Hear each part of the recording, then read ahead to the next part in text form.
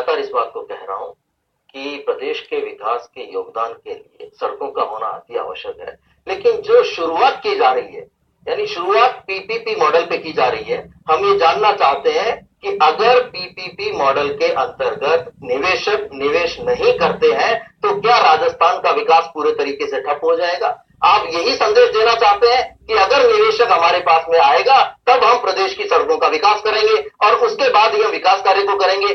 आज जो उनके शब्द थे वो इन्होंने रिपीट किए, अपनी तरफ से इन्होंने रिपीट किए कि अब बहुत देर हो चुकी है विकास में। ये खुद मुख्यमंत्री जी के शब्द थे कि बहुत इंतजार कर लिया, अब हमें विकास करना है। और विकास यानी विकास का जो पूरा दमखम आप लगाना चाहते हो वो निवेशकों के दम पे।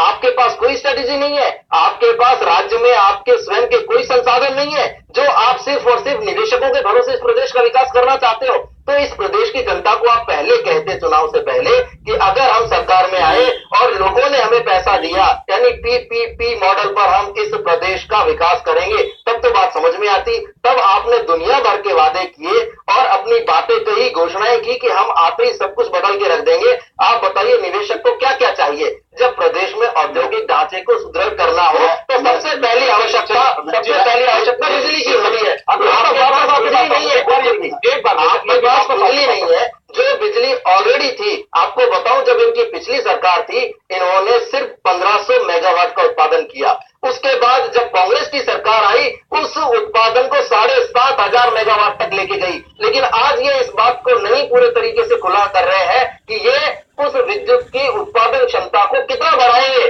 तो उद्योगों के लिए पहले सबसे पहली आवश्यकता बिजली की भी होती है। बिना बिजली के आप उद्योगों को चलाएंगे कैसे?